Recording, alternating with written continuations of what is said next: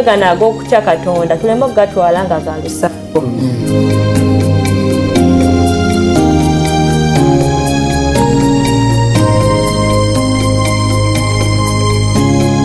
Malayika si agenda obubuulira naye ffe Mukama tuloze tububuulire eri ensi yonna.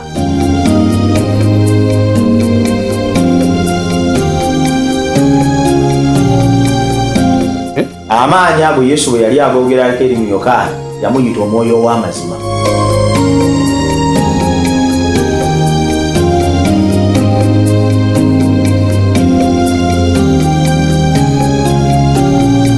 Lesson weekend katuyigire ku bigere bya Kristo. Buterevu nnyo tweyanza nnyo tweyanzege omulungi atulaba okubeera nti otwegase ku program lesson week eno buli lunaku lwa Wednesday essaawa 2 paka essaawa 3 ate naawe atufuna ku Friday essaawa 3 ez'ekiro paka essaawa 4 ez'ekiro ne ku Saturday ku makya essaawa zibeera 2 paka 3. So tweyanza nnyo okubeera ng'otwegaseeko. Lesson week eno tuyigira ku bigere bya Mukama waffe Yesu Kristo. Omwanjuzi w'osi mulala okuggyako Yonasani Matovu omusajja omunagomba nga ndi muweereza mu kanisa wali ku Faith Wesenge Bonga Central District. Omukisa gwe nina olwaleero bannange gwa muwendo nnyo. Bulijjo ekintu kino nkisabirira naye olwaleero Mukama ampadde omukisa nensobola okukituukako. Bali njala nnyo okufuna mikwano gyange abali mu other fields. Olwaleero from East Buganda field. Our panelists come all the way from East Buganda field. Asookedde ddala wano ye mbulizi w'enjiri omusumba Ronald Yokaana. Ono nno yasumba abayizi aba SDA Primary School Ndese ate nga omusajja ono Mukama muwadde omukisa ye mukiise w'ababuulizi b'enjiri bonna mu East Buganda, ye mukiise waabwe ku kitebe kya East Buganda field. Sebo nga webala okuweereza Mukama waffe ate nga musajja muyizi wa Lusiologia wali ku Bugema University. So yoyo musumba Ronald Yokaana Sali. Weewaawo sebo. Tusense nnyo okulaba sebo. Amiina sebo. Weewaawo. Mukkiriza ate mbanjulire muganda nge ate mukwano gwange omusumba Ivan Sentongo. Ono azze gye tuli wano ng'asinzidde ku kanisa eya Mukono Central nga ye church pastor w'oku kanisa awo. Amiina. Ate era ye musumba w'abavubuka mu Mukono Central Zone. Yes sebo. Sanyuse nnyo okubalaba twebaza Mukama. Nga Yonasani mbujjiriziddde olwaleero mu ngeri esingako obulungi. Bayira musooke mubuuze ku mulabi waffe nga tetunaba kuyingira lesson namba 9 eno eyogera ku kibi enjiri awamu n'etteeka. Tweyanza nnyo omukisa guno ffe baani abakyaziddwako ku Adventio Media mu maka gaffe. Lwaki njogera nti gaffe olw'ensonga naffe tuzaba East Buganda okubanga tukola omulimu gwa Mukama era nga tuyigako nammwe. Di Jonathan naye nga tusanyuse nnyo abalabi mwenna abatulaba twagala kubalamusaako mu kiramisa ekikulu nti tuba mu Yesu Kristo era twagala okubabuuzaako mwasuze mutya musibye mutya Mukama abawe omukisa.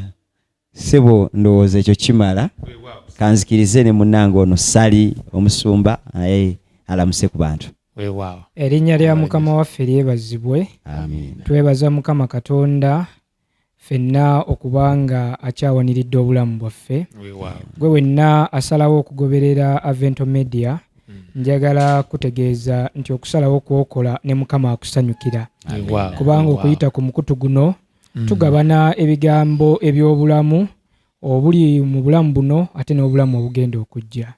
N'olw'ensonga eyo bana East Buganda field mwenna ababeerako Mukama bongere omukisa ate buli omu akubirize munne okugoberera omukutu guno. Tweyanza nnyo tweyanzege basumba bange. Omulabi waffe tuli ku lesson namba 9 ekibi enjiri awamu n'etteeka ebintu ebisatu ebyo bitambulira wamu. Naye kantu alina omukisa guno okubuuza ku mikwano gyaffe abatufunira ku mikutu ogwa Avento Productions all around the world. Tuyinawo Sister Shira Nankunda kiriza nkubuuzeeko Comfort te Sister Stella wajjajja w'abalongo Zalia Nansubuga ono n'asinzira London. Mukama affe yeebazibwe. North London Luganda Church. Amen. Ye kanisa gyasinziira omulangira Muwenda David oyo nno naye nga musajja yakulira abadinkoni mu kanisa ya North London. Yebala obuweereza kama favors. Omulala era naye nga ali London ye yakulira abakyala.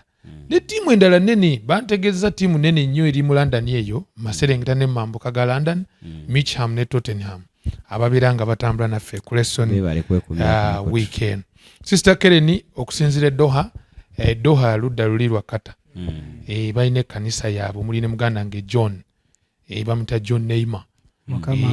Bo basinziza eyo balina ekkanisa yaabwe. Bebala omulimu abasajja ba Seventh Day Advent mu kibuga ekikulu ekyakata Doha. Sister Keren gwe manyiyo ne brother John abala nabo njagenda maaso nobamanya ne Sister Stella nadde mwogeddeko. So n'abatufunire Saudi Arabia, Dubai, thank you so much okubeera nga ate muli naffe wono. Sister Grace Powers angambye Musumba nange ndi wangabi era ndowooza nange nkiikirira bulungi nnyo aba Dubai Central Church. Nkwagala nnyo lesson week eno kwesiva amita Grace Powers. Banne mwebale nnyo okutambula naffe mu lesson weekend. Namba 9 gye tuliko egambye nti ekibi, enjiri n'amateeka. Musumba tuwere esale gulawo. Katusabe. Twagala okwebaza Mukama bw'otuwadde omukisa okuba nga tukyassa omuka omulamu. Twagala kwebaza okutuwa omukisa okuweereza. Ffe baani Katonda waffe akkiriza obuweereza buno bulabe omukisa ate naffe tusiimibwe mu maaso go. Kkiriza omwoyo watulungamye mu buli kimu omukubiriza ne ttiimu yonna otuweewamu omukisa otuyigiriza ekigambo kyo ate tukule mu kutegeera amazima n'ekigambo kyo ate n'abalala bangi balokolebwe olw'ebigambo bino kwe kusaba kwaffe mu Yesu Kristo omulokozi waffe. Amen. So Musumba tuyanza nnyo okutuweera esaala. Omulabi waffe twagala kubeera nga ate tweyongerayo butereevu nnyo ne programu yaffe nga tutunulira ekibi, enjiri awamu n'amateeka. Waliwo olunyiri wano olw'okujjukira mbadde nsaba mukkirize tusooke tulusome ate oluvannyuma nsooke nfune ebigambo okuva gye muli ku ngeri gye tusobola okuba nga tutegeera ekifaananyi ekigazi ku lesson gye tuliko olwaleero. Zabuli 119 olunyiriri olw'93 ne'94. Bayibuli yagambye nti seerabirenga biragiro byo ennaku zonna kubanga wanzuukiza n'ebyo. Nze ndi wuwo ondokole kubanga naanoonyanga ebiragiro byo. Amiina. Weewaawo. So simanyi this is a theological study kankyogere bwe. Sebo ogenda kusomesa abantu theology. Nedda siko osomesa abantu theology. Naye luno lusiyologiya lwennyini. Weewaawo. Teri kintu kyesanzeeko kye bayita heated debate nga ekibi, etteeka n'enjiri. Era buli omu abitegeera bubwe. Webale nnyo mugende mu maaso. Naye bwe tunaawunzikira wano tujja kuba tutegedde Katonda ddala kyayagala. Kantandikire ku nooti eno lesson gye yatandikiddeko mu dakiika zino entono. Yatandikidde ku kibi. Era ng'agalaga nti watali kubuusabuusa ekibi kye kintu ekifuuse ekizibu. Weewaawo tukitwala nga kya bulijjo. Naye yatulaze nti kye kintu lwaki kizibu kiyinza otwawulira ddala ku nkolagana yaffe ne Katonda. Era kubanga omulamwa gwe tulina koota eno kwegamba okukula mu nkolagana yo ne Katonda. Kati so I think these subjects are very important. It is so important. Yes. Kati kiki ekiyinza okutujja ku kukula mu nkolagana yaffe ne Katonda. Alina ekyawandiikibwa kiyataddeko mu kooti mu Isaaya 5:9 onyolo 2. Kama tagudde Katonda tagadde gwa Mukama teguyimpawadde n'okuyinza ne gutayinza kulokola ebibi byammwe n'okutuukwe ne Katonda. Yes. Tekumugadde naye ebibi byaffe. Kati kanjogireko katono ne muganda wange Sali ayongerezeeko. Lesson eno yatulaze nti ekibi kiringa ekintu ekya bulijjo naye kirimba. Endowooza yeyinza okugamba nti kaakati katono nnyo just kunyumirwamu lunaku lumu. I see. Wetegereza obulamu engeri gye butambulamu omuntu n'agamba nedda katolaba leero otutteko ate sente ozeetaaga ekibi tugeze okubba kibi ne wesanga kati wotwalako leero 2 tugeze oyina bizinensi ya mukwano gwo oba muntu oba boosi wo ndaba otutte 2 enkya ogenda twala 2 luli 3 nekigenda nga kikusense era nga yakozeseza ttaamu egamba nti kisenkenya. Okusenkenya kitegeeza kikulya mpola. Era oluvannyuma ne kikuzikiriza. Mwana attu ogenda okwesanga ng'ekibi ekyo kikuleetedde okubonaabona n'obulumi obuyinza okuleetera okugenda mu ntaana bajja kukwata bakukuba amayinja bakutte. Kigatisa okuleetera obulumi nga bw'okyogedde okubonaabona ate kisobola n'okuzikiriza ekibi ekyo tekikoma kwawula bwawuzi ku nkolagana yo na Katonda n'ekikuttira naddala n'ekikuzikiriza ekibi. I see. So ekibi enjiri eteeka y'ebintu bye tuli mu kwetegereza. Of course ekibi enjiri n'eteeka. Musumba obadde olina kyongerako tudduka ku nsonga eno overview ya lesson eno yatulaze bulungi nti ekibi kino lwe lumu ku lutalo olukyasinzeeyo mu ntalo zonna ensi ze yali erwanye. Mwanattu olutalo luno si lwa kugamba nti Ukraine ne Russia, naye olutalo luno lwenyigiramu buli muntu yenna kasita azaalibwa n'ayingira mu nsi eno. Kasita obeera wansi w'enjuba ng'oli mwana wa muntu oli mu lutalo luno. Era yetulaze nti lwe lutalo omuntu lwatayinza kuwangula yekka, kubanga ekituleetera ekyo kye kibi ekiri inbuilt mu ffe. Naye agamba nti Katonda atwebikkulira okuyita mu mateeka ge okutulaga engeri gye tuyinza okwawulamu olutalo luno olw'okutegeera ddala kiki kye tugwanidde okukola, kiki kye tusaanidde okukola, ekirungi kyekiriwa, ekikyamu kyekiriwa. Tetusobola kukitegeera okuggyako okuyita mu mateeka ga Katonda nga bwe yagabikkula. Sebo Musumba kanyongereko katono nnyo. Embadde n'ekibuuzo nnyo babuuza no kale soko yongereko ndyoke embabuuza ekibuuzo ki. Musumba Sali ayogedde ku mateeka.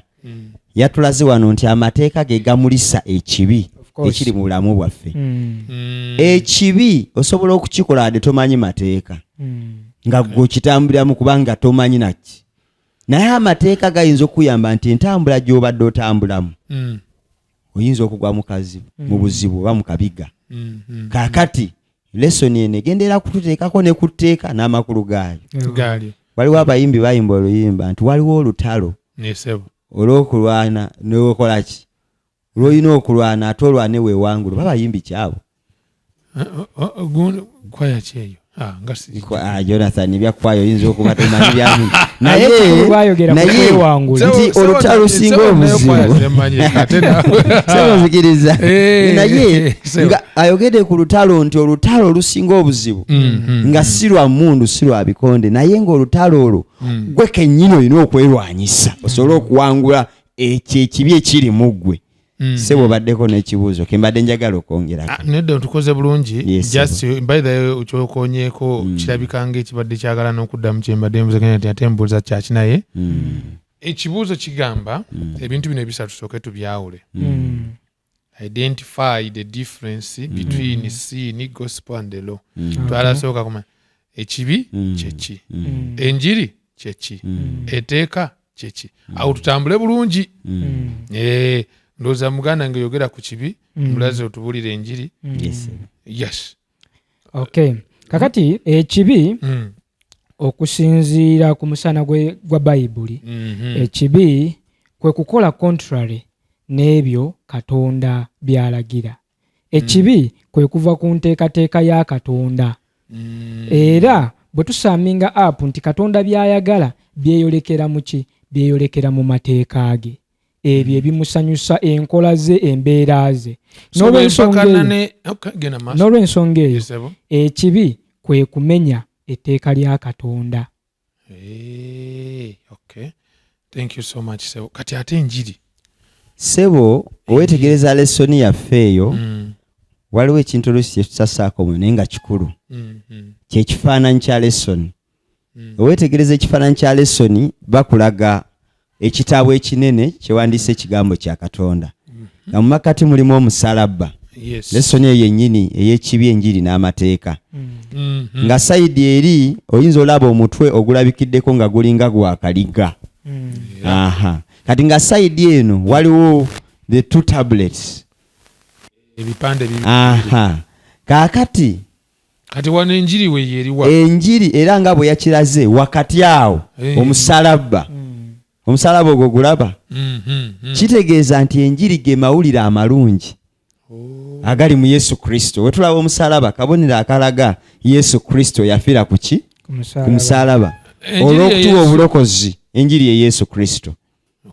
Kitegeeza ki nti ekibi oluvannyuma lw'okukitegeera nti kibi, kitegeeza ate nga ffe bennyini twazaalibwa mu kibi era in simplicity tuli kibi, tetusobola kwerokola, twetaaga omulokozi Yesu Kristo. Kati yenjiri Yesu Kristo ajjawo ebibi byaki byensi. Omusajja yabuuza ekibuuzo awo nno muli wennyini nga tunabaseetuka njagala tugende munda nga tusoose kuddamu. Omuntu alimu ekibi oba omuntu yenna kibi? Mu bufunze omuntu kibi. Omuntu asobola okukola ekibi oba omuntu olede tuyinza okwogera ekibuuzo kyange yesebwe ekibuuzo tuyinza okwogera okusinziira ku mbeera y'omuntu oluvannyuma lw'okugwa. Omuntu yennyini yafuuka ekibi mu ngeri nti olwaleero Katonda ne bwakeera n'azikiriza Setaani. Tumanyi okwogera nti Setaani yankemye, naye njagala kutegeeza ti mu mbeera y'omuntu Katonda ne bwakeera n'azikiriza Setaani n'atuleka mu mbeera eno ey'obuntu ey'ekibi abantu abaagwa, tujja kusigala nga twonoona kubanga ekibi kaakano tetukijja ku Setaani naye ekibi kati yeffe. Mami Jonathan. Okay, thank you so much. Baganda bange. Oyinza okunzikiriza okwogerayoko kano. Okay. Waliwo Paulo wayogera nti ffenna twayonoona. Yes. Ne tutatuuka ku ki? Ku kitiibwa kya Katonda. Balumi 8:2. Balumi 3. Nti ffenna twakola ki? Twayonoona. Ye Isaaya nno bw'aba ayogera ayina waatulagira nti okuva kagere tuuka ku bwezinge bw'oku mutwe ebirowoozo byonna birwadde n'ebira nti kitegeeza nti omuntu abamu tetwagala kukyogera omuntu yennyini is a component of sin. Okay. Kyekikula kye kuba kyentsaba ono omulabi waffe saagala abeere confused. Njagala atutegeere buki bulungi. Waliwo kye bayita omubiri gw'ekibi. Waliwo enjawulo wakati w'omubiri gw'ekibi n'ekibi? Tewali njawulo. Awantu awo kuba Yesu yalina omubiri gw'ekibi naye teyakola kibi, teyayonoona. Like this verse, I think it's Balumi. Omulabi waffe, just keep with us. Twagala kulanga we get the definition of these three things tugende maaso. Balumi 8 olunyiriri ndoza lwa 2 agamba nti kale kaakano tebaliiko musanga bali mu Kristo Yesu kubanga etteeka ery'omwoyo gw'obulamu mu Kristo Yesu lyanfuula ow'eddembe okunzija mu tteeka ery'ekibi n'ery'okufa. Kubanga amateeka kye gatayinza kubanga amanafu olw'omubiri, Katonda bwe yatuma omwana we ye mu kifaananyi ky'omubiri ogw'ekibi era olw'ekibi n'asalira omusango ekibi mu mubiri. Asalira ekibi omusango mu mubiri gw'ekibi. Kati awo tugende mu maaso. Gy'otututte okutunuulirako ku kikula kya Kristo. Kati ye asalira omusango omubiri gw'ekibi yalina kikula ki? Mubiri gwa kibi. Nga ye gye waleese batheologian sebo abakugu nabo kyowalayo ndese ekikula kya Yesu Kristo. It is a discussion etutebbanga naye bwe kiti bwe kyali nti Yesu Kristo yali mubiri gw'ekibi ne spiritually. Kati kangezeeko okukigonzaamu spiritually Yesu Kristo yali nga Adamu Adamu nga tannayonoona oba nga tannagwa spiritual. Ensonga lwaki Bible egamba nti teyayonoonako. Then omumubiri yali asobola okwonoona. Exactly. Mu mubiri yali nga Adamu ng'agudde. Okay. Kyekyali ekikula kya Yesu Kristo. He was spiritually pure. Nga Adamu bwe yali nga tannakola ki? Nga tannayonoona. Spiritually. Ensonga lwaki Sitaani ajja n'amugamba si oba mwana wa Katonda. Yes. Ayagala okumukema, yalina weak point y'amaanyi. Kubanga era ng'eno lesson ejja kutulaga eno nti yayambala omubiri guno. Yali mutuukirivu naye nga yambadde omuki abeereko gye tuli n'alumwa. Kaakati ye yekka yali asobola omuntu ali spiritual pure okutulokola mu kibi. Thank you so much. Kwegamba omulabi waffe naawe simanyi oba olina kyogamba. Yes. Kwegamba enjawulo wakati w'omubiri gw'ekibi n'ekibi. Thank you so much. Wowe olina kyolowooza osogabanako naffe oludda olwo. Tulina gundi by the basumba. Tulina comment section. Abantu mwe basu. Kati nake ennyonyi kesogedde ku kamu kokka nti omubiri. Yes. Omuntu ye kasita yayonoona Adamu yafuuka spiritually weak. Okay. Oba spiritually dead and physically dead in sin. Okay. Kaakati olaba omuntu ne Yesu Kristo enjawulo weeri. Enjawulo kati omuntu kyekiri ekibuzo omuntu kibi oba ekibi kimuyingiramu buyingizi. Already yali so weak. I see. Kaakati ate Yesu Kristo he had that weakness ate nga ali spiritually strong.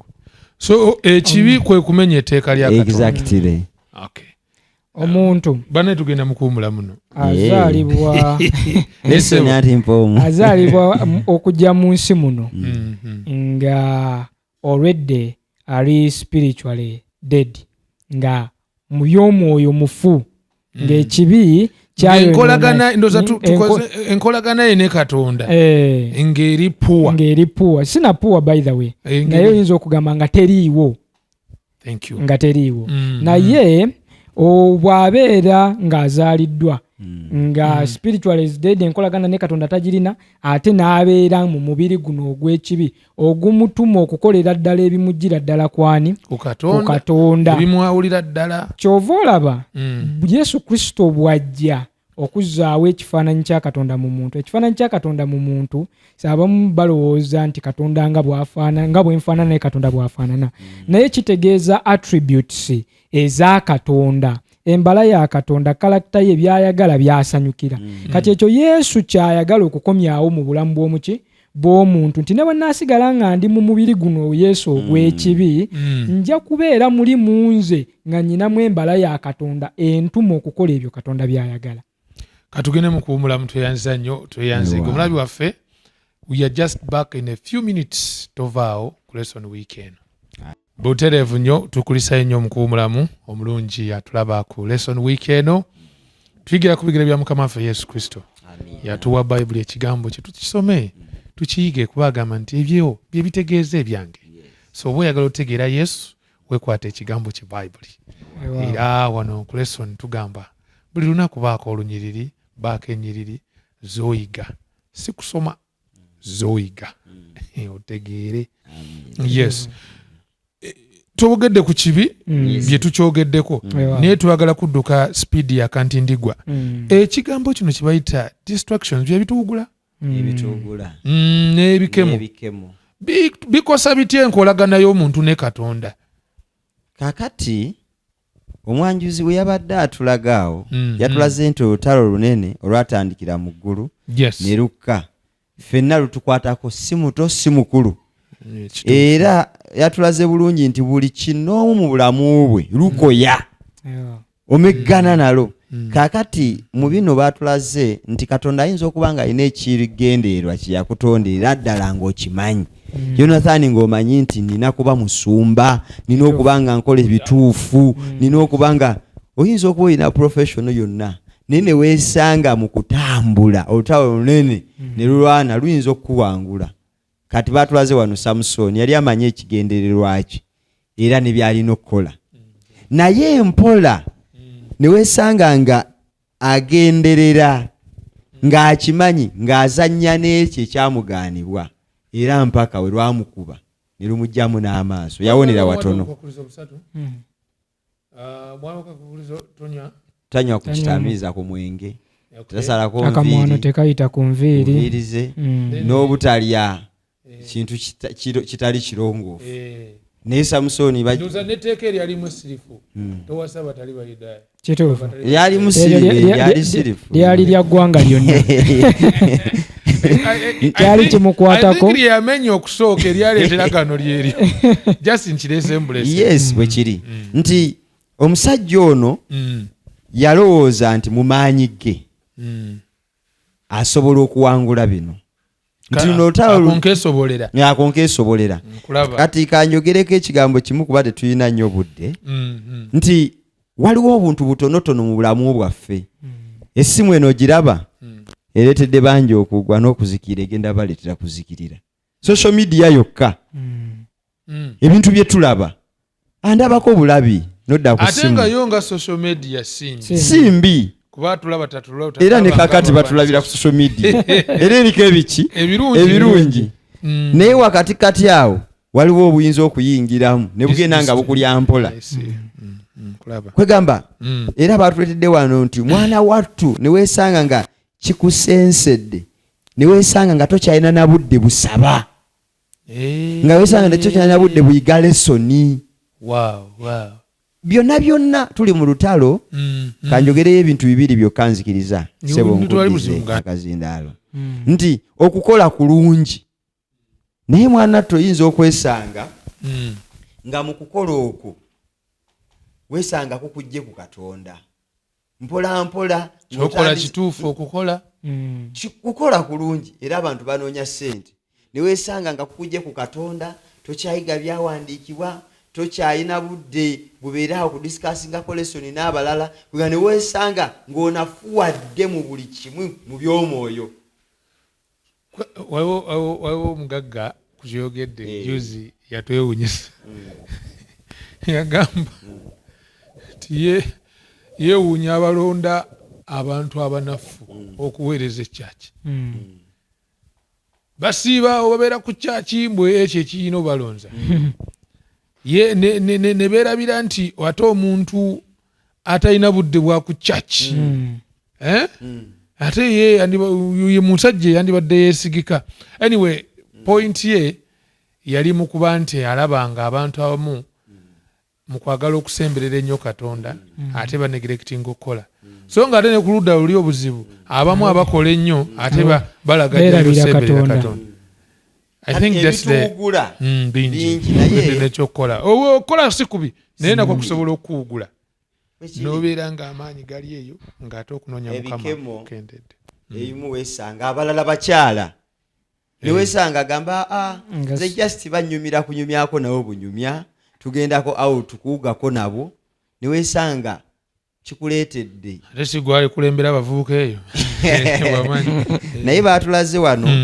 nti tulina kwesigama ku Katonda okuwangula ebikemo bino tulekeraawo okwerowoozaako nti akonkeesobolera Katonda omwana wattu oyinza okuba musumba nekikumegga nekikuba ku ttaka ate ye sitaani kasita amala okukuba ku ttaka ng'akwanika ng'agamba nti ensi mulaba yewuuyo abadde agamba mbu Samusoni bwe kyali bantu bonna ne bakuŋŋaana n'amaaso ne bakolaki nzikiriza ssebo ngomaawo kubanga ebigambo bingi naye yabuziza ekibuuzo nti kiki olwanagana nakyo kino abavubuka bali eyo banneero okuba ndi musumba abavubuka abavubuka bali bameggana n'emize mingi addictions drug abuse yatandika ng'anywako mpola naye kati kyamufuukira ekiki ekizibu abala masturbation abala sex mwana wattu nga ye tayinza kwebaka nga taye ekigambo ekyoluganda kigambo ki kwegamba ensonga etegerekese kati ne weesanga ng'ekibi kimusensedde n'agenda gamba ndi wendikula n'enfumbirwa nga ndekeraawo okubeera nga mbeera mu bikolwa bino ne weesanga nga ne waafumbiddwa asigadde mu bikolwa ebyo so ebikemo obigwamu bikuugula kubeera nti enkolaganayo ne Katonda esereba naye nga kiva kuba nti oli abantu ekituleeta mu position eyo n'obeera nga ebyo bikuwangula. Okay. Naye waliwo ebintu bambiyita ntya strongholds kiyitente mu Buganda ebigo eby'amaanyi ebigo eby'amaanyi ebyokwekwatako byosobola okwekwatako n'obeera Oh. yes brother tanya ensonga eyo tuveeyo tulabe we tuyongerayo. Yes, ku nsonga eno ey'ebyokwkwatako mu nkolagana yaffe ne Katonda yes. tulaba nga enkolagana y'omuntu ne Katonda eyina kwesinziira. Okusookera ddala yatuwadde okulabula ng'atugamba nti oyo eyeerowooza ng'ayimiridde yeekuume kubanga tulaba wali muganda waffe gy'avudde ewa Samusoni nti ebintu byagenda bimutwala mpola. Naawe ali wano olwaleero tuyinza okuba nga tusoma lesoni n'ogamba nti ate Samusoni oyinza okuba nga olina gw'opinipointingamu nti gundi oba gundi, naye Katonda akuwa okulabula kuba twagambye ekibi olutalo luno olunene tululimu ffenna. Agamba nti twekuume mu ngeri ennyangu, atuwa okulabula titusigale nga twekutte ku Katonda. Katonda tomuleka kakabeera akaseera katono katya. Togamba nti mu kaseera kano wano Katonda waali, wano Katonda taliiwo. Waliwo wano simwetaaga. Waliwo wobeera twala ekyokulabirako ffe abali mu institutions, waliwo abaana be bagamba kakati bino chaplain jangu ogende naffe. Naye kakati bino chaplain bino tojja naffe. Nene musumba ono mubyabavubuka ebitero baayo ebyo tojja tuwerekera. Naye mu mbeera eyo okusokera ddala ekyokwekwatako ye buli omu okulaba nga yeekuuma. Ensonga endala kwe kubeera ng'atugamba nti tubeere nga twewala okwefuuyira eŋŋombe. N'ogamba abantu nze sikyasobola kwenda, sikyasobola kunywa sigala, we natuuka sikyasobola kubba. Kubanga atulaga nti ekibi kino oyinza okukiwangula olwaleero naye enkya tomanyi we kigenda kukuyita. Ekikulinda mu kkoona eddala. N'olw'ensonga eyo wakati mu ebyo katuleme kwegulumiza, yayogedde ku nsonga endala ey'okusalira abantu abalala omusango. Olwaleero tulina abooluganda bangi abamu bayinza okuba batulaba, abamu tebatusobola kutulaba, naye ng'abooluganda abo baava mu kkanisa lwa nsonga emu nti okunenyezebwa n'engalo ez'abasongebwangamu zaabaleetera okulabira ddala nga abatakyakola batya, abatakyasaanira. Newankubadde tetuyinza kuwolereza kibi ng'ekkanisa. Ekibi tulina okusigala nga tukiyita kibi, naye oyo akoze ekibi Bayibuli etugamba nti Mukama Katonda ye mulamuzi. Mu ngeri eyo nedda ndowooza yawula awo musumba genda mu maaso. Kakati bwe njogera nti Katonda ye mulamuzi, nze bwe nkola ensobi nga Yokaana tekiriimu buzibu muganda wange ono Ssentongo okujja n'aŋŋamba nti muganda wange Yokaana ekyamazima kino kye wakoze si kye kikusuubirwamu ng'omwana waani wa Katonda. Naye ono Ssentongo si yaditamininga feeti yange. Waliwo agamba nti ekyo ky'okoze gwe ne mu ggulu tojja kugenda, ekyo ky'okoze gwe kino. Naye Ssentongo ono kyavunaanyizibwako kwe kunnyambako. Nangamba owooluganda nno wano wabyemu, naye tusitule tuddemu mu kkubo, kubanga tomanyi Katonda bw'agenda kulamula muntu ono, kubanga buli muntu bw'abeera ng'akyali mulamu Katonda aba akyamuwadde omukisa okulongoosa obulamu bwe. Kensembyayo ku nsonga eno yayogedde n'alagira ddala nti Katonda ye tawolereza kibi. Mwanattu ffe ekibi tukirowooleza wala nnyo, naye ate mu maaso ga Katonda ekibi kyangu nnyo. Abafalisaayo baali balowooza nti okwenda kwe kwebaka n'omukyala, naye ye Yesu bw'ajja ajja n'agamba nti nze mbagamba buli muntu yenna atunulira omukyala ng'amaze okukola atya okumwendako bw'amwegomba. Omutunuuliza eriiso ery'omwegomba nnyabula. Kitegeeza nti emirundi mingi tuyinza okulabikanga abatali boonoonyi kubanga tetunnaba kukwatibwa red-handed, naye ate mu state gye tulimu Katonda atulaba nga ffenna twetaaga kuyamba. Mu state gye tulimu Katonda atulaba nga ffenna ekibi tukikola mu mwoyo. Oyinza okuba ng'ekyamazima tosse, naye Yesu agamba nti oyo yenna asunguwalira muganda we mbagamba nti talirema kujja mu musango. Totta naye tusobola okubeera ku firimu n'olaba omuntu noga yeba naye ekisajja ekyo n'okikyayira ddala. Genda maaso sebo. Oyinza okubeera ng'ekyamazima togira naye nga oli mu Kristaayo, naye nga waliwo omuntu eyakukola ekintu n'ogamba nze kuba ekyo gundi kye yankola sirikola ntya, sirimusonyiwa wadde n'akatono. Ebyo byonna Bayibuli etulaga nti ebyo byonna kye kibi, naye Katonda yatulaze nti bwe tubyewala, gamba ng'okusala omusango, gamba ng'okusonyiwa, gamba ng'obuteegombagomba, agamba nti ebyo binyweza enkolagana yaffe. Buli naabeera nga ndi mu nkola eri ey'obuteegomba sigenda kufuna naabeera nga ndi mukozi sigenda kufuna mwoyo gukubba gutwala bitali byange. Kitegeeza ngenda kunyweza enkolagana yange naawe, ate nyweze n'enkolagana yange ne Katonda. Buli we naabeera nga nsobola okusonyiwa, omuwandiisi omu yagamba nti lwaki abagagga bagaggawala, kubanga baakitegeera nti abalabe enemies tebasasula naye ate omukwano gusasula. Ntegeeza ki? Nti toyina kyofunamu mu kubeera n'abalaba abangi, naye oyina kyofunamu mu kubeera n'emikwano. Yes.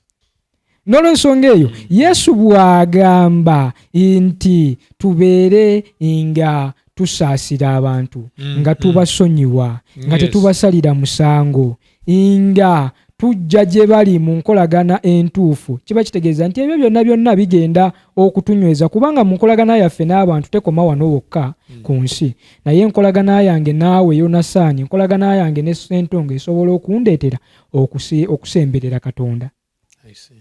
N'olwensonga eyo ebigo bye tuyinza okwekwatako kwe kubeera bulijjo nga tutunuulira Mukama Katonda, abooluganda nga tukolagana nabo nga boonoonyi bannaffe nga tubayamba okukoma. Waliwo akantu kano katono nnyo agamba nti tandika okusabira abalabe bo, olyoke olabe kino bwe kikyusa si ntambulayo ne Katonda yokka wabula n'enkolaganayo n'abalala bonna. N'olwensonga eyo okusabira abalabe bo okusinga okubasalira omusango, ngulaba okubakyawa ne katono nnyo nga tuvaawo. Yesu agambye nti eriiso lyo erikwesittaza, n'agamba nti omukono gwo egukwesittaza kugulu kisingako ogende ng'oli mulema mu ggulu.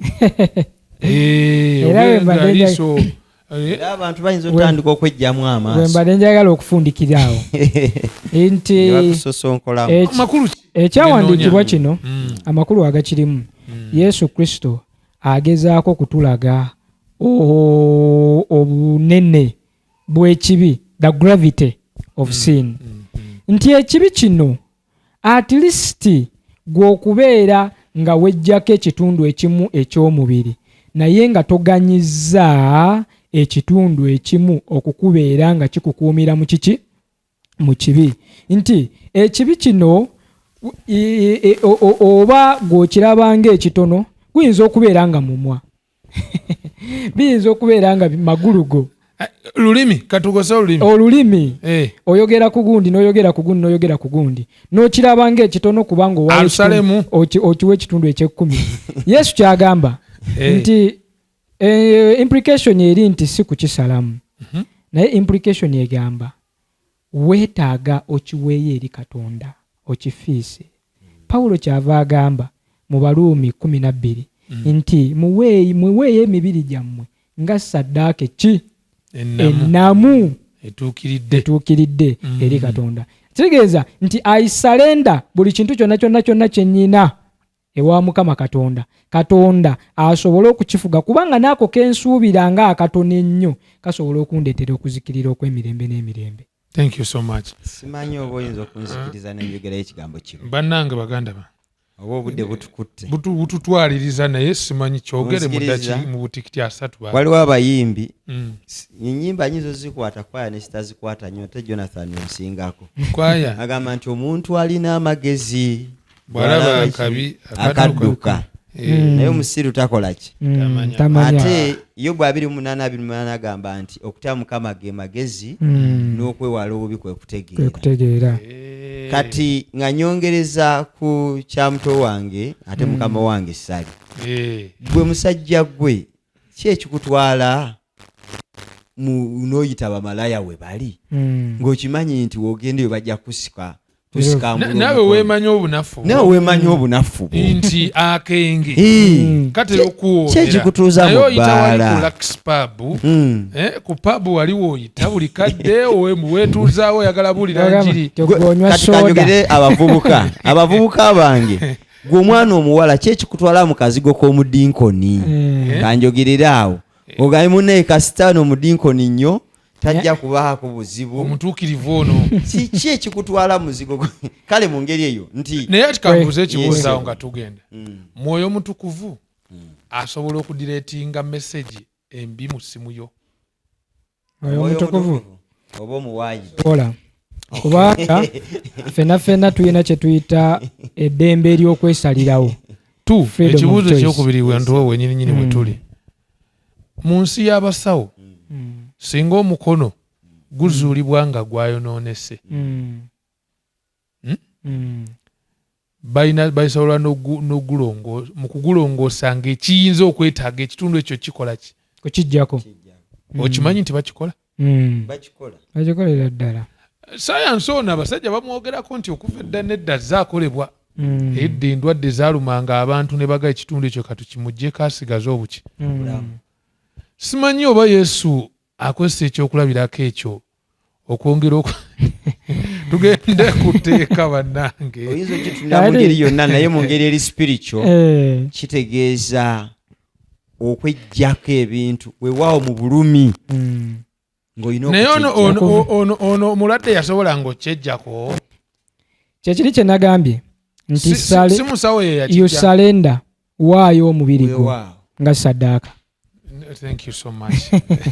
Etteeka n'enjiri ebibiri ebyo etteeka n'enjiri kakati etteeka n'enjiri etteeka n'enjiri oba amateeka n'enjiri. Kati katutandikire ku mateeka deni naye mwami sali ono kasooke. Ekyo kyembasaba mugezeeko tuyambako kwe kulaba enkolagana wakati w'etteeka n'enjiri.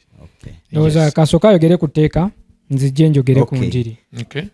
Omuwandiisi wa lesoni yatulaze nti ekibi kwe kumenya amateeka ga Katonda. Naye amateeka wano yayogedde ku mateeka agali mu Kuva essula 2 Onyiyolo 3 paka ku 17. Katonda yagawandiika n'engalo ye. Kiraga okuggumiza obukulu bwago. Era n'atulaga nti amateeka kwe kuzimba enkolagana yaffe naye ate era n'okuzimba enkolagana yaffe nani ne Katonda. Amateeka gano gatuleetera okubanga enkolagana yaffe ne Katonda kubanga ne lesoni omutwe omukulu guli awo n'omukwano ogwo kugawa okuzuula obulungi obuli mu kutegeera ddala Katonda. Kakati amateeka 10 ogenda mu Bayibuli tugasoma bulungi naye amateeka gano n'obukulu bwago kati tunagenda mu njiri. Nzikiriza ssebo nsome kyawandiikibwa kiri mu Baluumi essula 3 onyiri 2. Nsome ekyo Baluumi essula 3 onyiri 2 agamba bw'ati. Agamba nti kubanga olw'ebikola eby'amateeka alina omubiri yenna taliweebwa butuukirivu mu maaso ge kubanga amateeka ge gamanyisa ekibi. Ngenda kujjamu ebintu bibiri nga teko kino musumba. Yesebo kubanga amateeka galeeta obusungu naye awatali mateeka era tewabaawo kwonoona. Weebale nnyo kirungi nnyo nti amateeka obukulu bwago kumanyisa kibi. Oba ne luno kantu gateko. Yesebo kale tunayogera tuti amateeka kyekibi mu kitalo naye sanditegedde kibi wabula mu mateeka kuba sandimanye kwegomba singa amateeka tegayogera nti teweegombanga sumba genda maaso we badde balumi 7 olw'omusanvu amateeka kati for example tuli wano ku Avento Media wensanga awo akapande nga kuliko amateeka nga 10 for example engato zireke ebweru esimu giteke mu silent tokwata ku bintu webakutuuziza tovaawo tugezaako okwenyenya ennyo byonna simanyi neno oba otuusa okukolola sooka ofulume nkuwulira amateeka ago sijja galaba bubi sinziira bayibuli bweyigiriza wabula gagenda tukuuma okubanga tubeera mu nkolagana ennungi ne management ya Avento Media. Thank you so much. Yesebo kyembadde njagala kati kati ekintu ekyo kyoleese kirina Luganda kino enjiri enjiri n'etteeka bakwatagana batya mu ngalo kubanga ebiseera ebisinga katono nnyo bane this is a statement of the problem ebiseera ebisinga tuli mu kkanisa ng'abantu bangi balowooza enjiri yeetengeredde ku tteeka n'etteeka lyetengeredde ku ki nti waliwo n'abatuusa okuba nga bayigiriza nga kirabika nga streets ez'enjawulo omanye ekyali South Africa mu apartheid ng'omuddugavu ayita eno omuzungu oba omukyerupe ayitawa nga kyerupe katumutwala okubayo enjiri nga woba oyise mu njiri oyo ayise mu njiri ono ayise mu tteeka buli omu alina destination yiye bwe kibanga ekyo kikyamu musumba tubembuleko ekifu ku maaso kakati amateeka galina enkolagana in fact ebintu bino biri wamu tosobola kubyawula tosobola kwawula tteeka ku njiri twayogedde nti amateeka byebyo Katonda byayagala naye enjiri ne twogera nti yeye ye mukama waffe Yesu Kristo naye olw'okusinziira nti twayogedde nti omuntu azaalibwa nga ali mu mubiri guno ogw'ekibi omuntu olw'okuba nga azaalibwa nga ali mu mubiri guno ogw'ekibi ne bw'ategeera etteeka lya Katonda kye ligamba asobola okukola ekyenjawulo asobola okukola contrary ng'akitegeeredde ddala twala ekyokulabirako omuntu asobola okubeera nga yayigiriza abantu obwesigwa naye n'omusanga nga yawudde ku birabo by'ekkanisa naye ng'ate ye mudinkoni oba ye muwanika kitegeeza ye mukulu w'ekitongole ky'eggwanga kitegeeza nti amateeka gano okugamanya obumanya tekikomaawo kubanga nsobola okugategeerera abantu bonna bamanye ekyokukola kubanga amateeka bagamanyi kyovola Bayibuli egamba nti akola ekibi akikola na bujeemu kubanga abeera amanye ekituufu naye Yesu wagambira nti omwoyo gwagala naye omubiri omubiri munafu kakati musumba waliwo enyiriri luno lugambye nti kale ekibi agambye nti kubanga tumanyi nga amateeka gwe mwoyo naye nze ndi wa mubiri natundibwa okufugibwa ng'ekibi Balumi 7:14 luno olw'17 ne lugamba nti kale wabula ekibi ekituula mu nze kubanga mmanyi nga mu nze gwe mubiri gwange temutuula kirungi kubanga okwagala kumbeera kumpi naye okukola ekirungi nga kuli wala kakati eyo ye state y'omuntu nti ebintu bya Katonda amateeka ge malungi naye olw'embeera yaffe ey'ekibi gye twagwamu tusobola okulemererwa somewhere kakati bwe tulemererwa Yesu kyava ajja abantu ekikyamu kye bakola balowooza nti Yesu bw'ajja biri bivaawo kyova olaba ye kennyini Yesu yakola statement ng'ali specific mu Matayo 5:17 ne 18 nti temulowooza Yesu ekigambo kino kyayogera tagamba na bugambi nti tokyogera nako tagana na bugambi nti nno tekijja oyinza okulabika nga nkitegeera tokirowooza munda mu bwongo tokyakomodatinga nti Yesu bw'ajja gana amateeka gakola gatya gavaawo era ayo akkirira wansi awo n'abeera specific mateeka akigayogerako naga nti oyo yagamba nti tottanga era yaga nti toyendanga the 10 commandments kale nno amateeka galiwo okundaga ekibi kyange gandaga nti Yokaana wano nno totambudde bulungi Yokaana owaayiriza oweebuuse. Naye amateeka gano tegasobola kunzijjako kibi, tegayina buyinza obwo. Naye ate jjukira Bayibuli egamba nti empeera y'ekibi kwe kukola ki? Buli muntu yenna akola ekibi nabbye peeni n'awaayiriza. Waliwo bonna tumanyi okwogera ku defilement ne tulowooza nti gye gy'amaanyi, naye buli kibi kyonna Bayibuli egamba nti empeera yaakyo kwe kukola ki? Kwe kufa. Kakati Yesu kyava ayingirawo kw'emirembe n'emirembe. Exactly. Yesu wano waayingirirawo kubanga twalabye nti mu birowoozo twonoona, mu bikolwa, mu bigambo, kitegeeza ffenna tugwanira kukola ki? Kufa. Enjiri kyeva eyingirawo, Yesu n'agamba nti nedda, I paid your debt. Nasasula ebbanja lyo. Obadde ogwanira kufa, naye nkukoze ntya? Nkuwaddeyo omukisa ogwokubiri. Naye okunsonyiwa kuno tekumpa mandeeti bwe mbanga mbadde nayenze ku gundi ngenda ate nga teko omulala kubanga asonyiwa gyali. Olwo osonyiddwa. Kitegeeza nsobola okuba nga nsonyiddwa. Kiringa bwe bankwata ku poliisi ku gundi ku kkubo nga nvuga emmotoka nga speed limit ebadde 50 owa traffic nanyimiriza nga nze mbadde nvugira mu 80 nagamba naye yo nasaani oli munagomba nange ndiwe eggomba. Olwaleero nkukoze eki? Nkusonyiye. Kyokka laba bw'aba obadde mu 5 n'ovaako katono waali n'oyongera n'ovuga 80. I see what you're saying. Kaakati muganda wange n'abatulaba njagala kubakakasa nti bwe tujjawo amateeka Yesu tuba tumuggyewo. Aba talina mugaso. Kubanga kiki ekintwala ewa Yesu nti nze Yokaana ndi munafu. Kyekindaga obunafu? Ekindaga obunafu ge mateeka. Ge mateeka.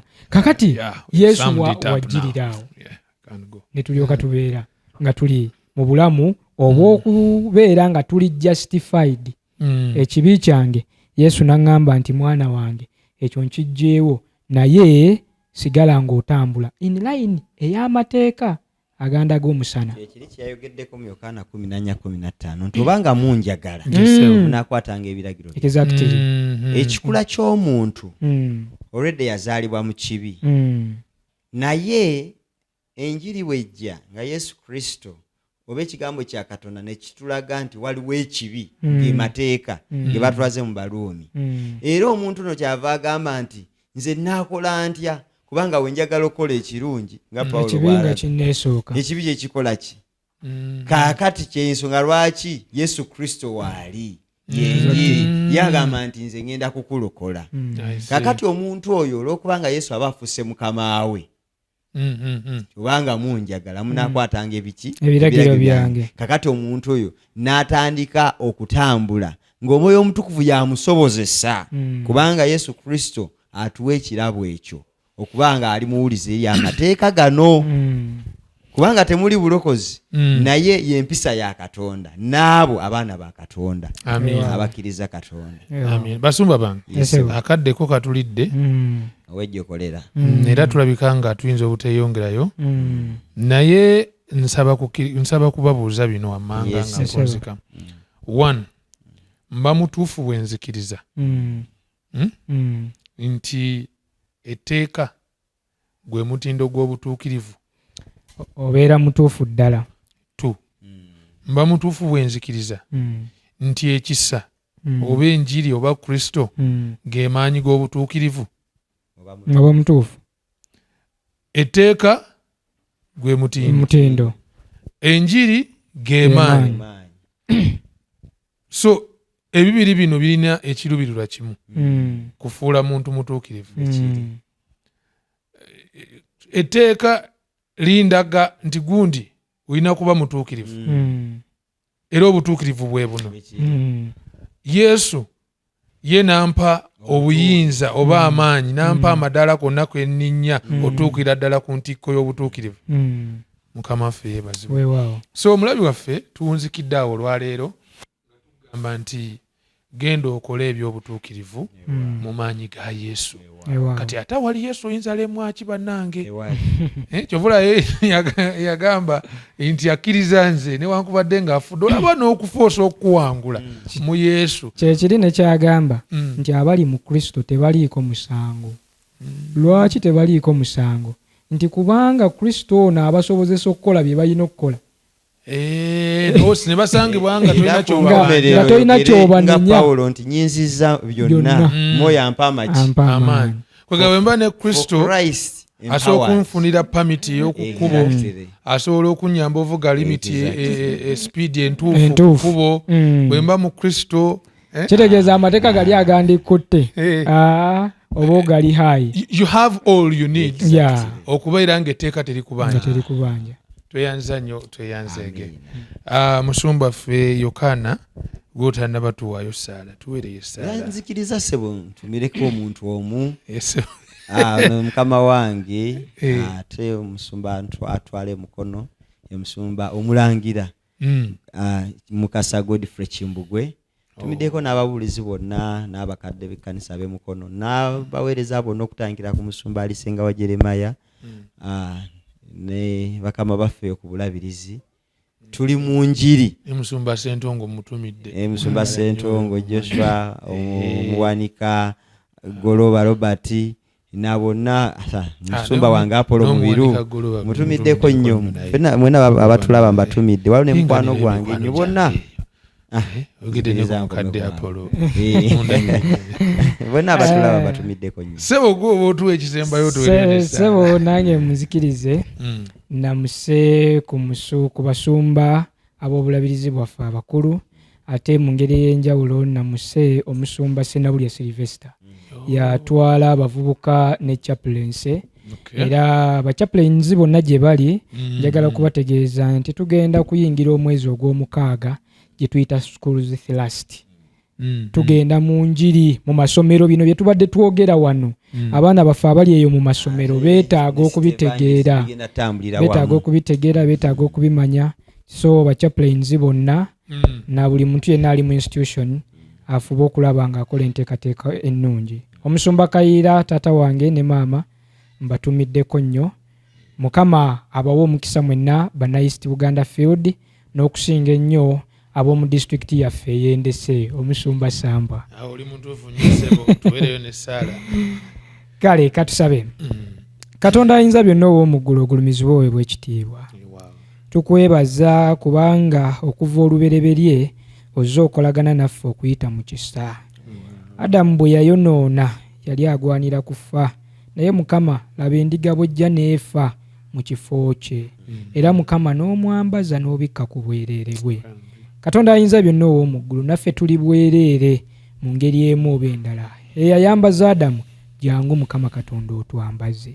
Sonyiwa obutali butuukirivu bwaffe era ku lw'ekyo Yesu Kristo kye yatukolera ku musaalaba tosangula mannya gaffe mu kitabo eky'obulamu naye katunywezebwe olw'okuteekebwateekebwa olw'obwakabaka obw'omu ggulu.